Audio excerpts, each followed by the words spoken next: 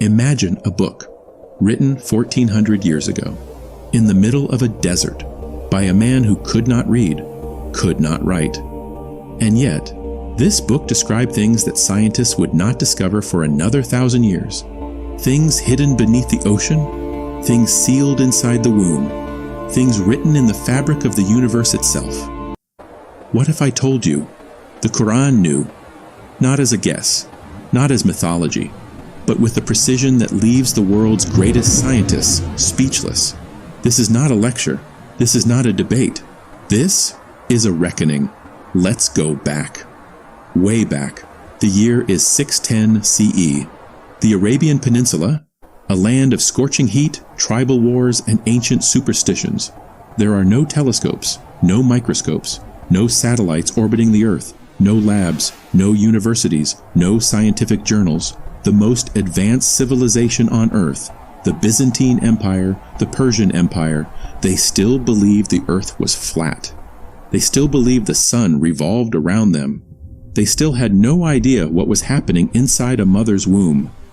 And yet, in a small cave on the outskirts of Mecca, a man named Muhammad, peace be upon him, began receiving words. Words he could not have invented. Words no human of his time could have known. And those words are still standing up to scrutiny today. Let's talk about the first one, because this one stopped a NASA scientist in his tracks. The Big Bang. Every physicist alive today knows the story. The universe began from a single point, compressed, unimaginably hot, impossibly small, and then an explosion, an expansion, the birth of everything. Scientists confirmed this in the 20th century with decades of research, with satellites, with mathematics that took generations to perfect. But here is what will stop your heart. In Surah Al-Anbiya, chapter 21, verse 30 of the Qur'an, revealed in the 7th century, these words appear: Do the disbelievers not see that the heavens and the earth were once one mass, then we split them apart? One mass, split apart. 1400 years ago.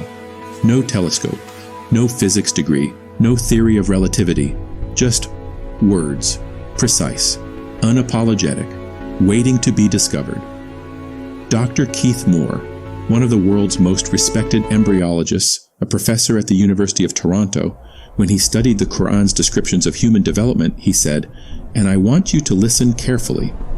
It is clear to me that these statements must have come to Muhammad from God, because almost all of this knowledge was not discovered until many centuries later. A scientist, not a preacher, not a scholar, a scientist, and he wasn't the only one, because here is what the Qur'an says about the human embryo. In Surah Al-Mu'minun, the Qur'an describes the stages of human development. It says the human being is created from a nutfa, a small drop. Then it becomes an alaqa, something that clings. Then mujja, a chewed-like lump. Then bones are formed. Then the bones are clothed with flesh. For centuries, people read these words and simply believed. Then came the microscope. And scientists discovered that the human embryo goes through exactly these stages. The word alaqa in Arabic has three meanings: a leech, a blood clot, and something that clings. And when scientists looked at the embryo under a microscope at that stage, it looked exactly like a leech. It clung to the uterine wall the way a leech clings to skin. And it was feeding on the mother's blood, just like a leech. They didn't know. They couldn't have known. But the Qur'an knew. And here is what breaks me every time I think about this. The Prophet Muhammad, peace be upon him, lived in a society that buried daughters alive. A society that knew nothing of hygiene, of biology, of science. The most educated men around him were poets and merchants. No one in that world could have written these verses. No one. Now let me take you somewhere even deeper. The ocean. In the 20th century, oceanographers made a discovery that stunned the scientific world. They found that where two seas or oceans meet, for example, where the Atlantic Ocean meets the Mediterranean Sea, they do not fully mix. There is a barrier between them, a partition. Each body of water maintains its own temperature, its own salinity, its own density. Scientists called this phenomenon a halocline. a physical barrier created by differences in density and salt concentration. They discovered it with modern instruments, modern ships, modern technology. But the Qur'an in Surah Ar-Rahman described it 14 centuries ago. He has set free the two seas meeting together. There is a barrier between them. They do not transgress. A barrier between them. They do not transgress. And then it goes further.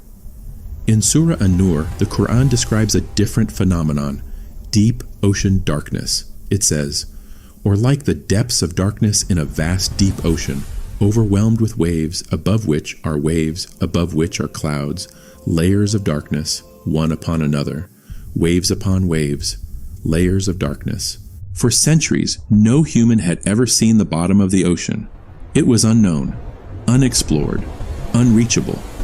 But in the 20th century, when scientists descended into the deep ocean with submarines and submersibles, they discovered something extraordinary. The deep ocean has internal waves, waves beneath the surface, invisible to the naked eye, moving in the darkness far below. And the deeper you go, the more complete the darkness becomes, layer by layer, until light disappears entirely. The Qur'an described this in a desert, in the 7th century, by a man who had never seen the sea. How? Let me give you one more. And this one is personal, the expansion of the universe. In 1929, astronomer Edwin Hubble made one of the most profound discoveries in human history. He proved that the universe is not static. It is not fixed. It is expanding in all directions at all times continuously. This became the foundation of modern cosmology. It changed everything we understood about the cosmos. But here, in Surah Ad-Dariyat, verse 47, revealed in the 7th century, and the heaven we constructed with strength, and indeed we are its expander. We are its expander. The word used in Arabic, musi'un, literally means we are continuously expanding it. Not we expanded it, not we will expand it. We are, right now, continuously expanding. The Quran used the present continuous tense for a phenomenon that scientists would only confirm over 1,000 years later. There is a French surgeon named Dr. Maurice Bucaille, a man who spent his life in operating rooms, not mosques, a man who approached the Quran as a scientist, not a believer. He wrote an entire book, the Bible, the Quran, and Science. And after years of research, he concluded, the Quran contains no statement that contradicts established scientific fact. None. Not one. And yet, it was written in the 7th century, when people believed the earth was flat, when the sun was worshipped as a god, when the ocean was a place of monsters and myth. Now I want to pause, just for a moment, because I know what some of you are thinking. You're thinking, maybe it's coincidence, maybe it's interpretation. Maybe people are reading too much into old poetry, and I understand that, I respect that, because faith should never be built on pressure. It should be built on reflection. So let me ask you something. What are the odds? What are the mathematical odds that a 7th century man living in a desert with no access to science, no instruments, no education would describe the Big Bang, embryonic development, ocean barriers, deep sea waves, and the expanding universe? All correctly, all of them, in one book. There is a word for when the odds become so impossibly small that coincidence is no longer a rational explanation. That word is miracle. But here's what I find most beautiful. The Quran never asked you to switch off your mind. It never said, just believe, don't think, don't question. In fact, the Quran repeats one phrase more than almost any other. Afala taqilun. Will you not then use your reason? Will you not reflect? Will you not think? The book that contains these miracles is also the book that commands you to seek knowledge, to look at the stars, to study the earth, to ask questions. It says in Surah Al-Imran, indeed, in the creation of the heavens and the earth and the alternation of the night and the day are signs for those of understanding. Signs. For those who look, the universe itself is a page, and every discovery, every telescope, every microscope, every deep-sea dive is just another line being read. I want to leave you with one thought. There was a man, a geologist, who was asked after studying the Qur'an's descriptions of the earth's interior, "What do you think?" And he was quiet for a long time. And then he said, either Muhammad, peace be upon him, had access to knowledge no human being had access to, or the knowledge came from somewhere beyond human. He didn't become Muslim that day, but he never looked at the Qur'an the same way again.